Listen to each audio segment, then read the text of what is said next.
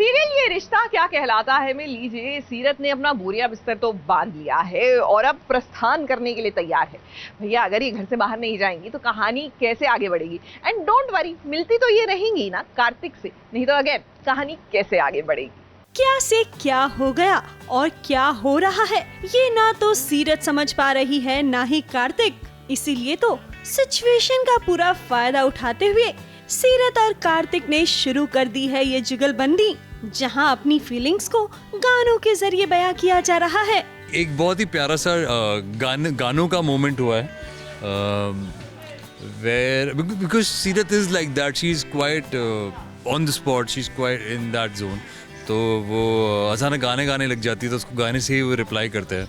तो वो एक हल्का सा सॉफ्ट मोमेंट हुआ दोनों के बीच। सुरीला तो नहीं था लेकिन हाँ एक बहुत ही प्यारा सा सीन है जहाँ पे सीरत जब घर सामान पैक करके निकलने वाली होती है वहाँ पे शी उदास लाइक बहुत ज़्यादा सैड है और कार्तिक आते हैं, थोड़ा उसको चीयर करते हैं। देन दोनों का एक बहुत ही क्यूट सा मोमेंट जाता है जहाँ दोनों गाना गाते गाते एक दूसरे से हाँ एग्जैक्टली कम्युनिकेट करते हैं। सही कहा सीरत आपने, यहाँ सुरों का तो पता नहीं लेकिन हाँ आप दोनों के दोस्ती के ये पक्के इमोशंस हैं।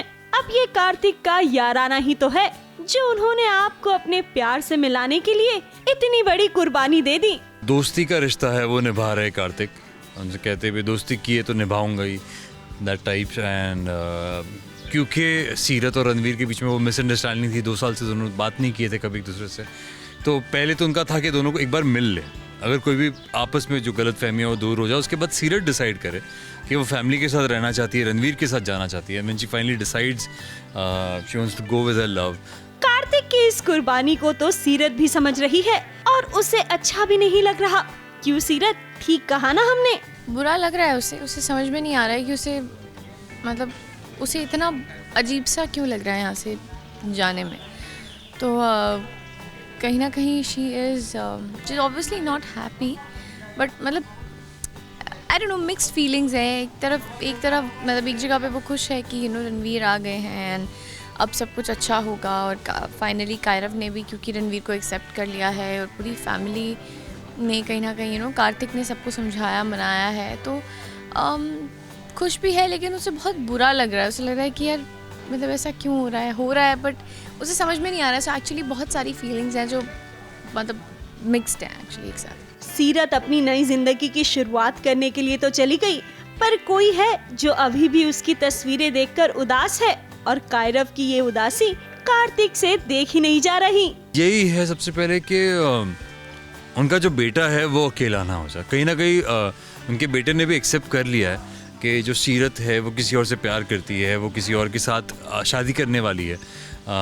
तो बेटे ने एक्सेप्ट तो कर लिया, बट जो हमने अभी सीन किया कि उसके बाद भी वो बच्चा उसकी फोटोज देख के उदास हो रहा है। So he is still in a slight dilemma. Kartik, आपने तो आपकी दोस्ती का फर्ज निभा दिया, अब देखना ये होगा कि किस्मत आपको और सीरत को कौन से रास्ते पर लेकर जाती है। नेहा सावंत के साथ एबीपी न्यूज रिपोर्ट।